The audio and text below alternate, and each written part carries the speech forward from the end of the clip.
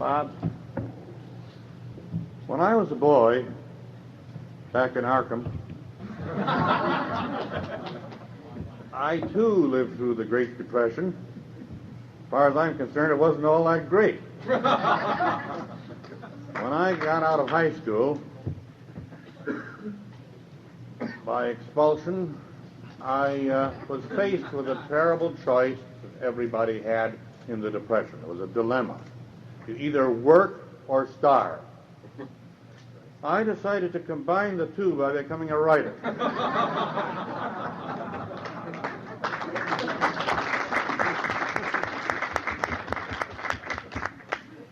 Now it's, I am afraid, a matter of fairly common knowledge that H.P. Lovecraft is the one who was responsible for steering me in that direction. He turned me on and turned me loose. Turned me on and he turned me loose. I have seen the dark universe yawning, where the black planets roll without aim, where they roll in their horror unheeded, without knowledge or luster or name. Nemesis.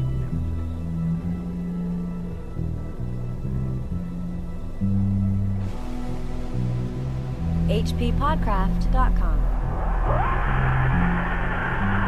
Cautious investigators will hesitate to challenge the common belief that Robert Blake was killed by lightning or by some profound nervous shock derived from an electrical discharge. It is true that the window he faced was unbroken, but nature has shown herself capable of many freakish performances. The expression on his face may easily have arisen from some obscure muscular source unrelated to anything he saw, while the entries in his diary are clearly the result of a fantastic imagination aroused by certain local superstitions and by certain old matters he had uncovered. As for the anomalous conditions at the deserted church on Federal Hill, the shrewd analyst is not slow in attributing them to some charlatanry, conscious or unconscious, with at least some of which Blake was secretly connected. Well, we are here to analyze this story, though I'm not sure how shrewd we are. Yeah. This story is, of course, The Haunter of the Dark. Chris, it's the last story. It is, that we're covering by H.P. Lovecraft, Chad. Here at the H.P. Lovecraft Literary Podcast. At hppodcraft.com. And as you said, I am Chad Pfeiffer. And I'm Chris Lackey. And we heard the epigraph and opening paragraph just now. Those were read by Andrew Lehman. That excerpt from the beginning was actually taken from the recording that was done by the H.P. Lovecraft Literary Podcast of this story, The Haunter in the Dark. Yeah, we released this full reading. It was the first one we produced. It was. It was about this time 2 years ago. Yeah. People are still writing in to say, hey, love that reading, love that Lehman. Yeah, people loved Lehman. I'm one of those people. The reading's really good. It's about an hour long, and it goes through the whole story. So if you haven't had a chance to sit down and read it yet, we would invite you to go to our site. Just a note, by the way, I think most folks know this, but generally when we release these full readings, we'll release them as episodes, then we retire them to the site. So our last two, The Temple and the Hound, those are still available in the feed from iTunes, all that. But they will soon also be retired to the site, so you can find the readings on the left nav of our homepage. Yes.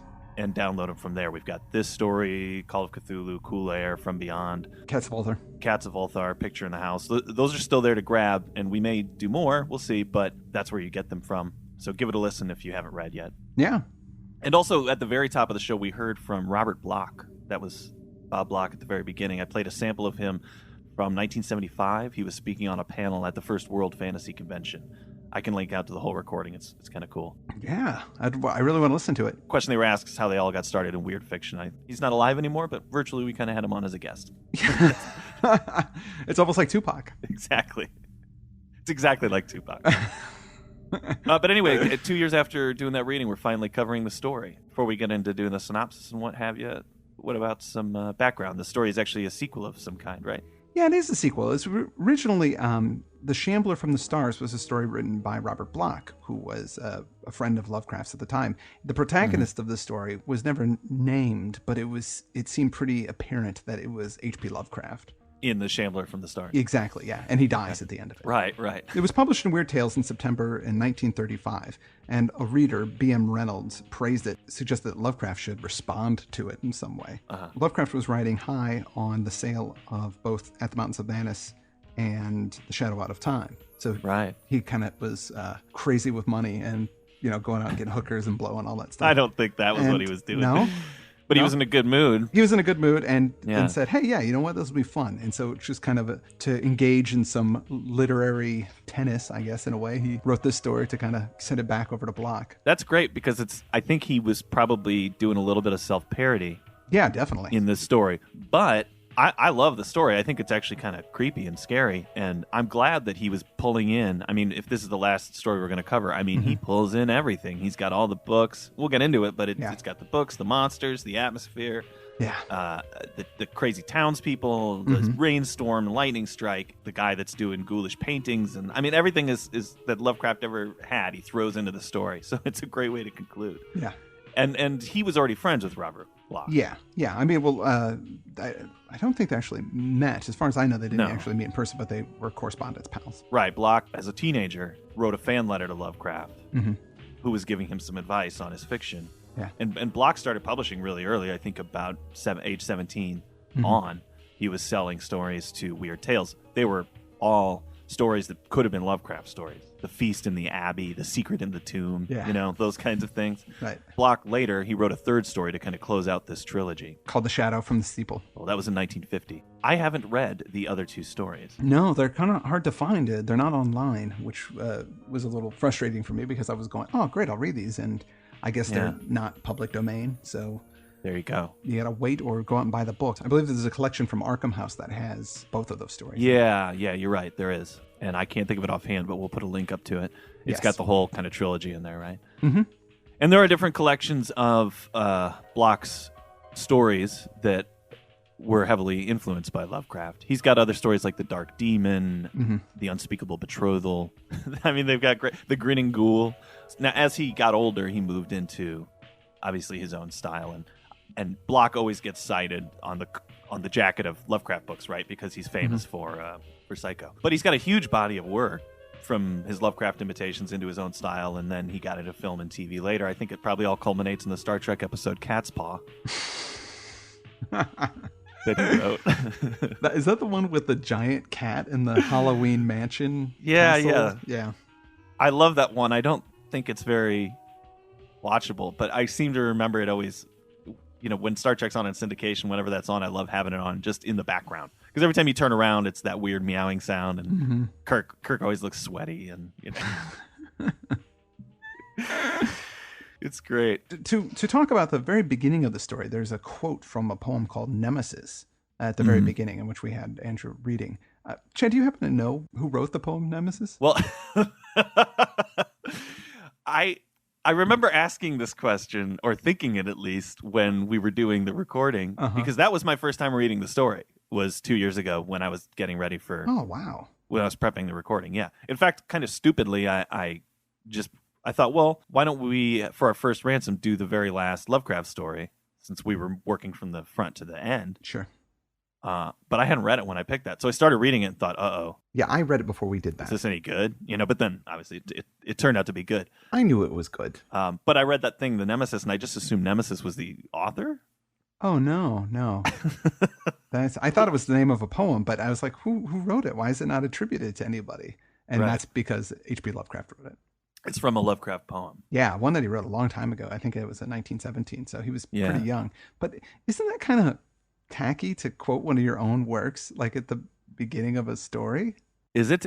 Well, I mean, I guess since he didn't attribute it to anybody, I just thought Nemesis was some, I don't know what I thought. Like, it's like, is it just some evil demon living in outer space who writes poems, and Lovecraft happened to? Yeah, exactly. It's a Marvel villain. I just thought that he made it up. Oh, the poem? We did make it up. Well, no, I mean, I thought he even kind of maybe made it up for the... Yeah, you're right. But I thought he kind of made it up for the story even. Maybe this ties into your suggestion that this might be a self-parody. Yes, exactly. He quotes himself in the beginning of it, and he quotes a much younger Lovecraft when he does so. Yeah, that's true. Yeah. There's a playfulness to the whole story. I don't think he can help himself, though. He eventually settles into the tone, and I think that later when we talk about the church and the exploration of it and these kind of things, it's really successfully scary. Yeah. No. In fact, more so than anything we've read for a long time from him. It's kind of really, I mean, when we get to the end, we'll talk about it, but it's pretty epic. I mean, it affects a whole town. And it also, it's a weird tale. A lot of it is mood. You don't see things. If you did see them, they might seem silly. Yeah. But a lot of it is just feeling and a sense of doom. Something is slowly creeping towards Robert Blake. And we know that from our opening. Why don't we get into the story? We know that from the opening that we heard that Robert Blake is dead. Yeah. Before we even start reading the story. And the story's in the third person, somewhat uncommon for Lovecraft as well. But he does really good with it. He's dead, and he's got this horrible expression on his face that he died with. And they're saying he was struck by lightning somehow, though there's no evidence that... I mean, the window isn't broken. No. To his apartment. Yeah. His diaries are full of crazy things. And something happened up on Federal Hill that he's connected to, but the voice of the story is saying probably there's some kind of charlatanry at work. Mm-hmm. Somebody's playing a prank of some kind. Exactly. Now, this guy Blake, he is a painter and a writer, and he's come to Providence from Milwaukee. And he's been there before. When he was there before, he visited some guy who died in a fire, who was also into the occult. Now, I think that might be a reference to Shambler in the Stars, but I'm not sure. I'm fairly sure that the Lovecraft character is the one who died amid, right? Who ended in Death and Flame or whatever. Death and Flame, yeah, exactly. Yeah. And this is him coming back from Milwaukee, coming back to Providence again, and he's going to do some writing, and he does. He gets a lot of writing done, and it polishes off a bunch of stories when he's there. Yeah, in fact, but he keeps a diary while he's there, and it hints in the beginning that there are a number of people after his death who believe that what's written about in his diary is all true. Not everybody thinks that it's charlatanry, and that some of the things he writes about are real. And it makes quick references to a couple of things that make no sense at this point, but will make sense later. He says the Starry Wisdom sect, disappearance of a reporter named Edwin Lillibridge, the church itself, the church record, plus obviously he looked all kinds of scared when they found his body. Right. But one of these believers threw something into the bay, a curiously angled stone, and its strangely adorned metal box, which were in the church. And this believer says he rid the world of something too dangerous to rest upon it. So we just get he teases out those little facts. It's a cool setup. He says, it's up to the reader to judge whether this was a hoax or real, but I can present the facts in the case. It's almost like a testimony sort of thing. Yeah. As you say, he came to Providence in the winter, moved to the spot near Brown University. Right. Sounds like a nice spot. He's got quite a view, right? The view that he describes is actually this is where Lovecraft lived at the time. Oh, no kidding, really? In College Street, yeah, right on. That was his address. So when he's describing this, he's describing it from his window and his view of the town. And he could actually see that church, which they talk about later, which was based on a St. John's Catholic church, which was on Atwell Avenue. But that was torn down in 1992, so you can't see it anymore. Oh, thank goodness. But what's interesting about it is that it was actually hit by lightning in June of 1935. Really? And yeah, Lovecraft used that kind of as his jumping off point, that the lightning hitting that. He wasn't there when it happened. He was visiting Barlow in Florida. But when he came back, it was part of his view from his window. So he thought, hey, I'm going to kind of write a story around that. And that was on Federal Hill? Yeah. Mm-hmm. What were the story? You said he was writing some stories? Oh, right. The stories which I think are pretty funny. The stories that Blake wrote were called, and they were super successful. They did very well. He sold them and people loved them. And they were called The Burrower from Beneath, The Stairs in the Crypt, Shaggy, In the Vale of Nath, The Feaster from the Stars. Oh, and that was the Feasters from the Stars was the last one. Now, Shaggy, or Shagai, I think it's probably pronounced Shagai. Shagai is a reference to a Ramsey Campbell story. Oh, no kidding. Lovecraft is borrowing, again, from other people, just like he borrowed from Howard and borrowed from Bloch, obviously, at some of the stuff. But this character, even though it's named after Robert Bloch, seemed more like Clark Ashton Smith because he's also painting. Yes. These nameless, unhuman monsters and non-terrestrial landscapes. Like I say, he's got the kitchen. I mean, this guy's not only writing basically Lovecraft stories, but he's also Pickman. He's also doing these horrible paintings as well. Yeah, speaking of which, now we haven't talked about Tour de Lovecraft in a while, Ken Haight's book. There's something I wanted to get out of here. He says that he thinks this is from one of Lovecraft's letters, and he thinks this is in reference to the story here. I'm going to read this excerpt. There is no drawing a line betwixt what is to be called extreme fantasy of a traditional type and what is to be called surrealism. I have no doubt but that the nightmare landscapes of some of the surrealists correspond, as well as any actual creations could, to the iconographic horrors attributed by sundry fictitioners to mad or demon-haunted artists. If there were a real Richard Upton Pickman, I am sure he would have been represented in the recent exhibition by several blasphemous and abhorrent canvases. He's talking about how there is a bit of, in surrealism, this is what I get out of it, in surrealism, there is a touch of the weird. Well, I believe that it's... and vice versa. In The Night Ocean, when he said that art is being able to both retain the images of your dreams and having the skill to execute them in a story or in a painting. Mm-hmm. And it seems like surrealism is so much of that. When it's done really well, it makes you feel as if it's something you've seen before, even though it doesn't make sense visually. You're familiar with it, and it pulls up an emotion that you are familiar with. Yeah, exactly. Sort of the design of weird fiction. The thing that's crazy is that from Blake's window, Federal Hill almost seems like a surrealist painting. It's somehow alien, it's half fabulous. He says it's linked to the unreal and tangible marvels of Blake's own tales and pictures. And then there's this church. Of all the distant objects on Federal Hill, a certain huge, dark church most fascinated Blake. It stood out with especial distinctness at certain hours of the day, and at sunset, the great tower and tapering steeple loomed blackly against the flaming sky. It seemed to rest on especially high ground, for the grimy facade and the obliquely seen north side with sloping roof and the tops of great pointed windows rose boldly above the tangle of surrounding ridgepoles and chimney pots. Peculiarly grim and austere, it appeared to be built of stone, stained and weathered with the smoke and storms of a century and more. And that church is really that's what you were referring to, right? Yeah. That the building that was struck by lightning. Great detail about the church that Blake observes is that pigeons and swallows and birds, they won't even go near it. That's the only thing he can really see from there, is that they'll fly, they'll rest on other buildings, but there's just sort of a big no-fly zone around the church. A natural no-fly zone for some strange reason. Now, Blake is getting ready to tackle his novel, which he's been hoping to do, which is based on the supposed survival of witch cults in Maine. See, more of that. Good. He's getting everything in here. Yeah, he's throwing it all in. Because the survival of the witch cult is kind of a reference to the Murray stuff, right? Yeah, exactly. The witch cults of Western Europe. Yeah. Well, that and maybe other stories of his as well. That's come up so many times when we've been going over the stories. It's like everything is in here. When trying to work on this novel, he keeps getting distracted by this church and looking out the window, and he keeps wanting to look around. And by April, when they're getting close to Walpurgis, which is the eve before the spring equinox, he decides he's going to go into town. Yeah, he wants to get some information, right? Yeah. So he starts to ask people about this church and what's going on with it and why nobody's there and it's creepy, but nobody wants to talk about it, especially the immigrant folks. They make the signs of the cross and all that stuff and say, I don't know anything. well, do they make the signs of the cross? They make a sign. They make some kind of sign. He asks somebody, and what does it say that they?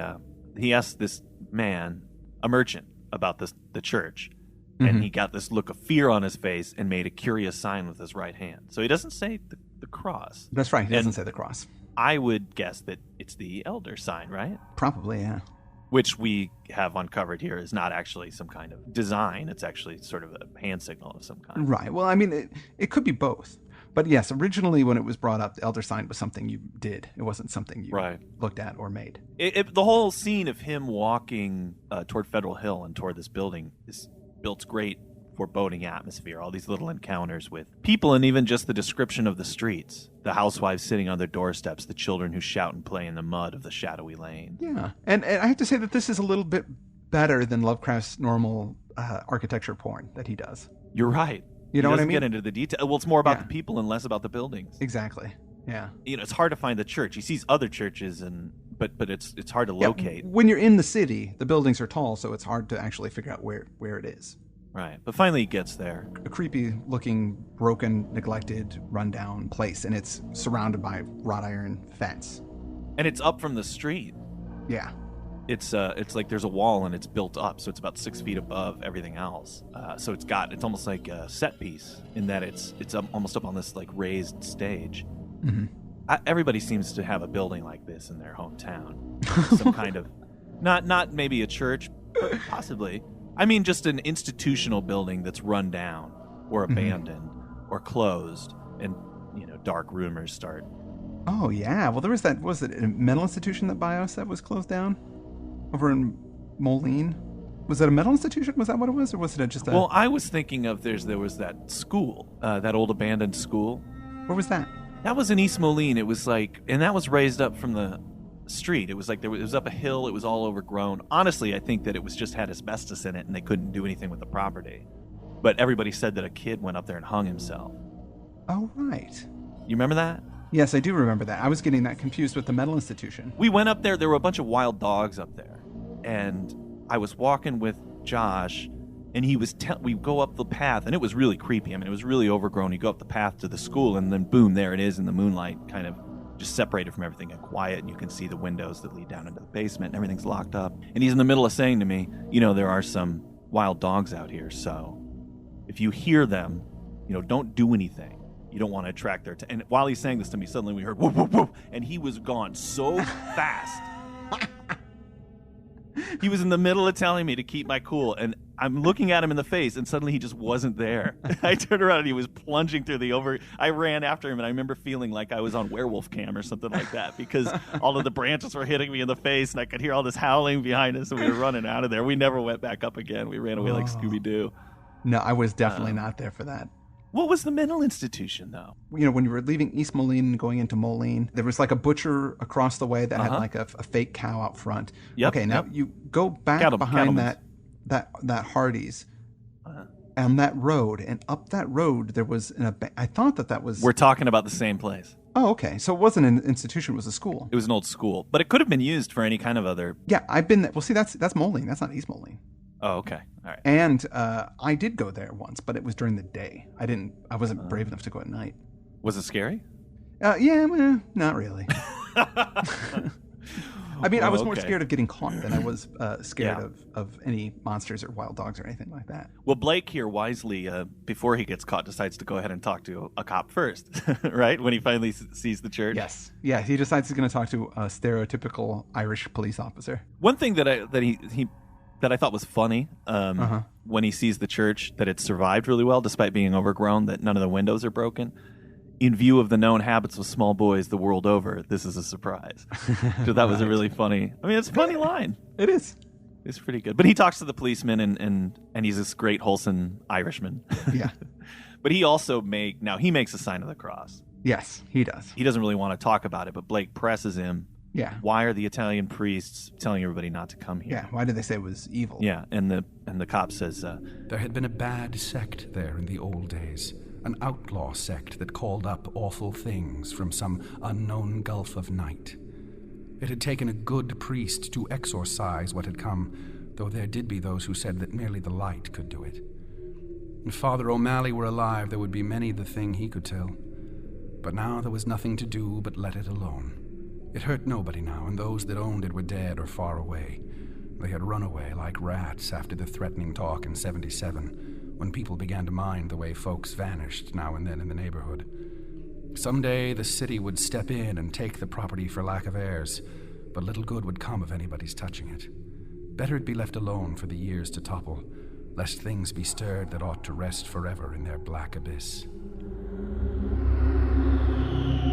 We learn from that passage there that whatever it is everybody's afraid of, it's something that this old cult had called up in that building.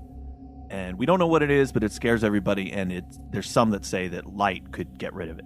Yeah. That this thing needs darkness, and it's tempting to think that's the stupidest weakness for a monster ever. I mean, even vampires aren't afraid of light per se. It's just the sun. Right. They can't be. It's daylight. But, sure. For the horror of this thing to work, you really have to imagine this is Providence in the 30s. In the poorer parts of town, they're going to have far fewer electric lights around. Yeah. It's not as prevalent a thing, and it is certainly the lights aren't as reliable as they might be today. They're not as stable. Sure. Yeah, and they probably don't have as many street lights, and the ones that they do have aren't necessarily maintained, so that they're burnt out. The world was a darker place even then. It was. And that could be very scary. But most people have access to light. I mean, people need light to do everything, even if it's a candle or a torch or a lantern or something like that. They have protection. Yeah, and thank goodness, because it's not like a storm's ever going to come up and blow out their candles or anything exactly. like that. So, yeah. That will never happen. Well, Blake, he basically looks around and doesn't seem like any good way to get into this church after he's done talking to the policeman. Yeah, he beats it. And because he wants to get in. He's not dissuaded by the story. He is, in fact, invigorated by it. Well, yeah, that's his whole profession. He's into this stuff. He's into the occult and all that jazz. Kind of edges around, tries to find a way in. The whole place has got a barred fence around the whole thing, but he does find one of the bars. Some of the bars are missing. Mm-hmm. Like there's no gate to get in. It's just sealed off basically, except for these bars that are missing, and he slips in that way. He doesn't think anybody's going to stop him because everybody's so afraid of the place. Yeah. And then when he sneaks in, he can see that some of the people in the square around are making that weird sign with their right hands and kind of backing away. They're getting scared, and ladies are getting their children inside and stuff. And a fat woman darted into the street and pulled some small children inside a rickety, unpainted house. I thought that was. I mean, we're talking details here. That's nice. Yeah. I like it. Yeah. So he looks around. The doors are locked. He can't figure out any way in, except for there's a cellar window that's open, and he can get in that way. Man, he crazy. He's so crazy. I that part of the story, I go, wow, man, a cellar window. I don't know. I don't believe in any ghosts or anything like that at all. But some scary old church, and you're gonna slip in through the cellar window. I'm just thinking of critters and raccoons, man, instability in the building and all sorts of things. But the thing is, and later on we know he's sort of compelled to make this journey. There's something sort of captured him in a way. Yeah, well, I think it's dominantly his curiosity right now. Well, he can't help it anyway. I mean, this is what he does. This is the thing that he's into. So what are you going to do, not go in? We wouldn't have much of a story, I guess, if he didn't. But you don't think that it's actually a supernatural calling to him, that he's some kind of sensitive guy to be aware of these types of things, and that he's being drawn to the place?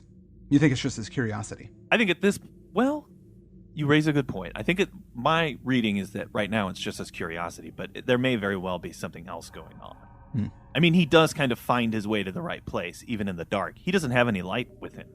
No. He was just wandering, and he gets there, and he's like, heck, I'm going in. He didn't even go in there with a flashlight. No. Or anything, which is also why he's crazy. Well, the place is covered in cobwebs. Nobody has been in here in years, in dust. Right. He goes from the basement into the main church area, and there's still pews and all that stuff, except the cross that is above the altar isn't a cross, it's an ankh. That's odd.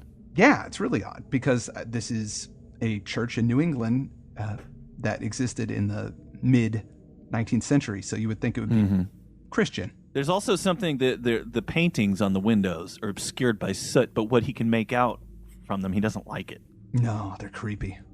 There's some kind of weird symbolism going on that he doesn't understand. Or if he does understand it, it hints at black forbidden things he doesn't want to think about. Yeah.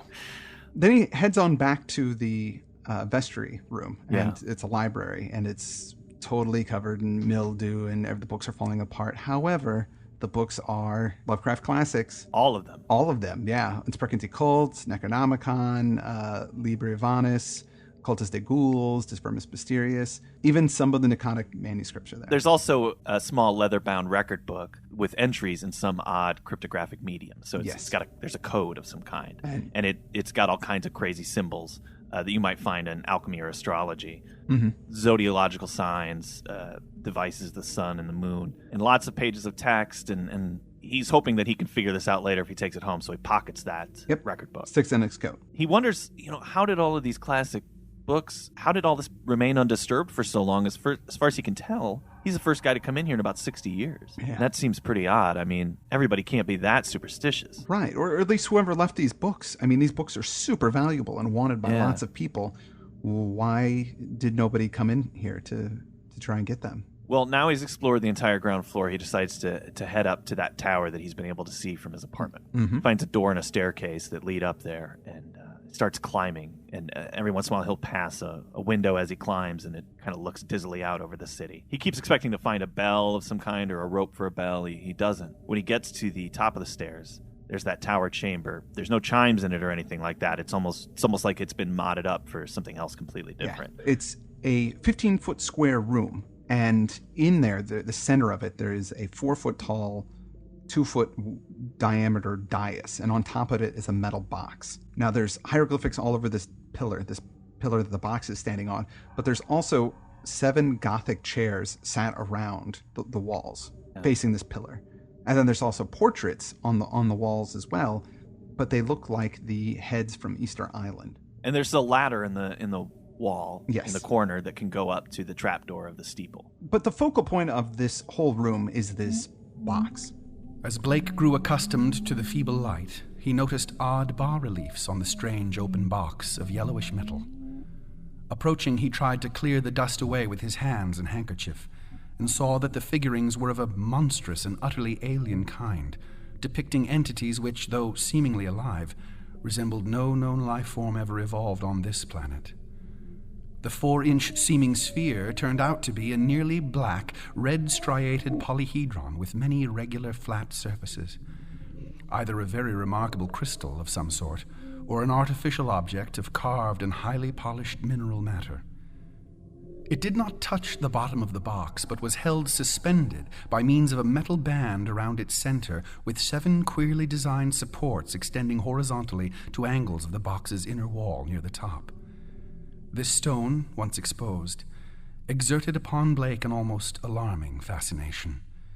He could scarcely tear his eyes from it, and as he looked at its glistening surfaces, he almost fancied it was transparent, with half-formed worlds of wonder within.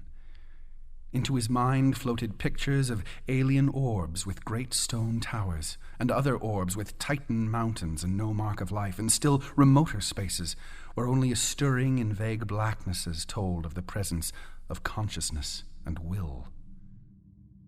In this box, there's this gem. It's a polyhedral, I think of it as like a 10-sided die for people that play role-playing games. The tetradecahedron. It's just got many sides. A tetrahedron it can have any number of sides, but it has to have basically kite-like shapes, and then they're sort of put long points together on one side, and then another group of those put together on another side, and they're stuck together. So it could be, it could have 10 sides, it could have 12, 14, 16, it could be as many as you can squeeze onto there. So he doesn't specifically say how many sides it has. If you know what a 10-sided die looks like, that's it. And it's not touching anything in the box, I thought. No, that's so weird. Yeah, it's being suspended by these little tiny metal suspension wire things. Yeah. Why? I don't know, but that's a cool detail. This is probably a good place to break. So Blake has looked into this stone. There's going to be some effects from having done that. Yeah. And when we come back next time, we'll start here in this scary little church room.